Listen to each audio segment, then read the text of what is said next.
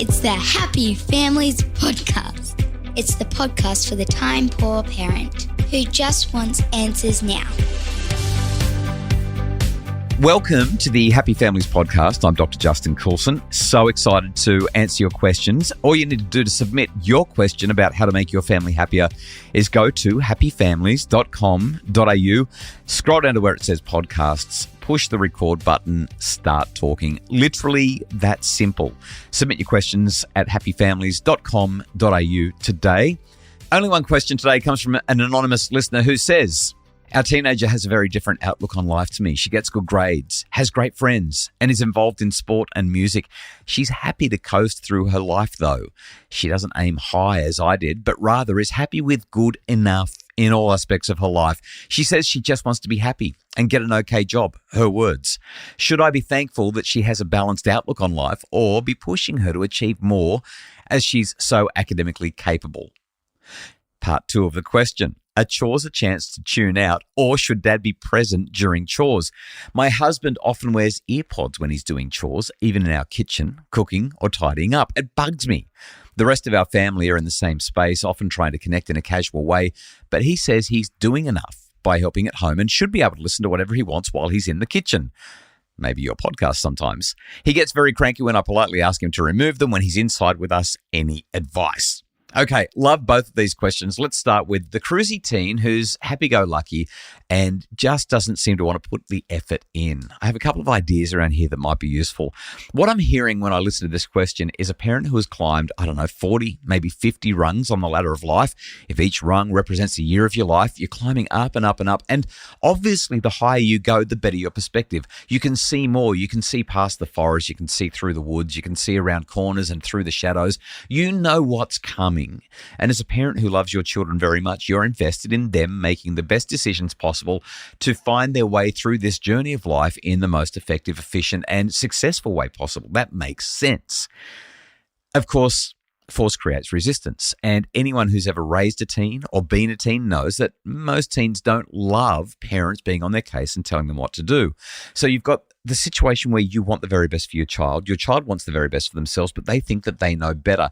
And you're now trying to tell them that in spite of their limited view and your wonderful view, and you're trying to talk to them, the difficulty is they don't know how good the view is from where you are. They can only see the view from where they are, and it's never been better than it is right now for them.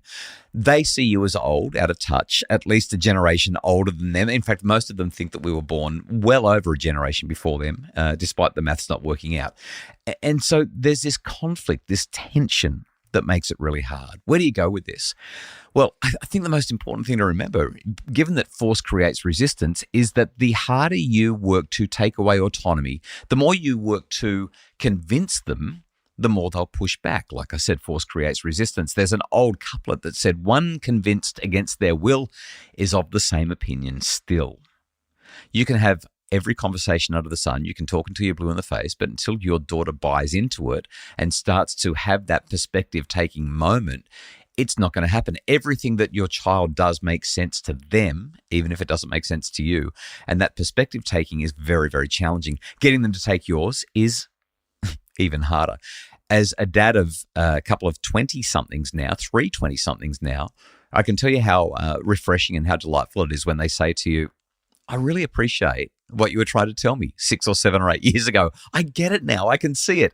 But when they're going through their adolescent years, they just can't see it, and it's infuriating. Okay, so here's where we go with this. Conversations need to be consensual. That is, hey, I've been thinking about this thing. Would you be open to having a milkshake with me and chatting with me about it a bit? This is not an explore, explain, empower conversation as much as it's two people trying to wrestle around with some tricky things. And I find that a useful framing can be upside downside. In other words, let's say you've got two opposing views. You say to your child, okay, your view is this. You want to cruise through life. You've got this nice balanced outlook. You find having a minimum wage job and just doing enough. I get it. It's really appealing, especially when you're a teenager looking at things and looking at all the stress that school can create. What's the upside here? And so get them to explore the upside with you. They'll talk about how nice it feels to be relaxed and how everything's probably going to work out and they come from a good family. Like, the upside is really apparent to them.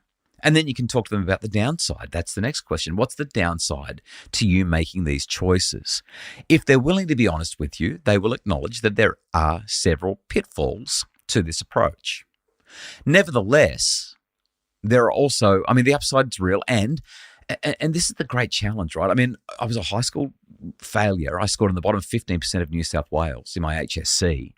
And it wasn't until I was 27 years of age, married with a mortgage, couple of kids, that I went back to school and literally turned my life around. So if they do want to cruise, there is still the potential that can change later in life. It's just that the numbers are against them. The probability is lower and lower the older they get. Nevertheless, there's an upside-downside conversation looking at their choices. Then you can spin around and say, well, let's have a look at it from my perspective. What's the upside to working really hard at school and perhaps having a little bit more get up and go?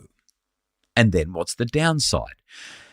Once you've had that conversation, hopefully your child will walk away and start to contemplate the discussion. I guarantee you, they're not going to look at you and say, well, this has changed everything. I'm so motivated and inspired. I'm ready to go right now. Thank you so much for doing that. That won't happen. What does happen, though, is kids go away and they think about stuff, and little by little, attitudes can shift. Not all the time, but sometimes. And I think this is probably going to be your best bet. Ultimately, who we are as models is going to be more predictive of who our children become than anything else. It takes a real concerted effort on the part of our children to buck the trend or buck the conditioning and the socialization that we've given them. Some do, but if we can maintain those good relationships and support our kids, they'll usually be fine. I think there's one more thing I'd add, and that is just to find that thing. Your child might not be particularly motivated because for many children, and I say this with no disrespect to people working in education, but for many kids, school really does suck. They hate it, and they don't see an academic element to their futures. I had a student at a school in Brisbane just last week when I was giving a talk about year 11 and year 12 and what to expect and how to do well and what options they have. I had a student put up his hand and said, I just don't understand why I have to do the maths that I have to do, given that I'm never going to do maths again once I leave high school. Certainly not this kind of maths. What's the point? And this is a legitimate question that a lot of kids are asking. This doesn't seem relevant at all.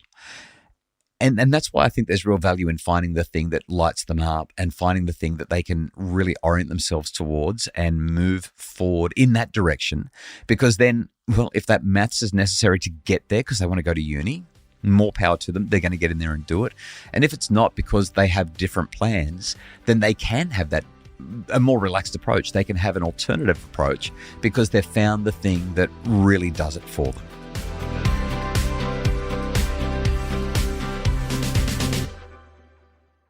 Now, let's step into part 2 about a husband in the kitchen using his earpods rather than participating in the family discussion. This one really frustrates me. I totally get where you're coming from on this one. It's one of those situations where it's totally understandable that you'd feel bugged by your husband's earpod habit. When you feel disconnected from your husband or partner and you're sharing the same space, it's frustrating, and it makes sense that you would crave those casual moments of connection because that's what we all do. That's how most of us are wired. Now, here's what I want to recommend. It's important to understand his perspective. It doesn't mean that you're necessarily going to accept it, but it's important to understand where he's coming from. When I hear your perspective, his response seems dismissive. However, it's possible that your husband is using his earpods as a way to create a sense of personal space and decompress while still making a contribution to what needs to happen at home. Now, you and I both agree that he's got his priorities around the wrong way. It's actually about involvement. It's not about helping. That is, it's about being together and having that casual connection more than it's about getting the dishes dried and put away. A lot of people, though, find listening to music or podcasts really soothing, and it can help them focus on mundane chores. I think, though, that it's important that he understands that his choice is impacting your ability and the ability of the kids to connect with him. And that's ultimately what this is about. The task is the vehicle to connection. It's not the purpose of the ride. the whole idea is that we're spending time together. Every night in our family, we have all in, and that means everyone comes into the kitchen and they help with the dishes and the clearing of the table and the sweeping or the vacuuming or the mopping of the floor. We're all in there together for 10, 15, 20 minutes, getting the job done, and it's about togetherness. It's not actually about the task, though. It's about the conversations. It's about the laughter. It's about the continued discussion from the kitchen table. So what do you do about it? I think there's a couple of things. Number one, what's his expectation of the kids? Are they allowed to have their headphones in as well? Is he fine with that? Or is that not okay? Because consistency is important. More than anything, though, I think that we've got to communicate really clearly and really collaboratively. What does that mean? It means probably 4 things, maybe 5 things. Number one, you've got to choose the right time. It's not the right time to have the conversation while he's in the middle of cooking or cleaning and the earpods are in. You don't rip them out and say, we need to talk about this. I've had enough.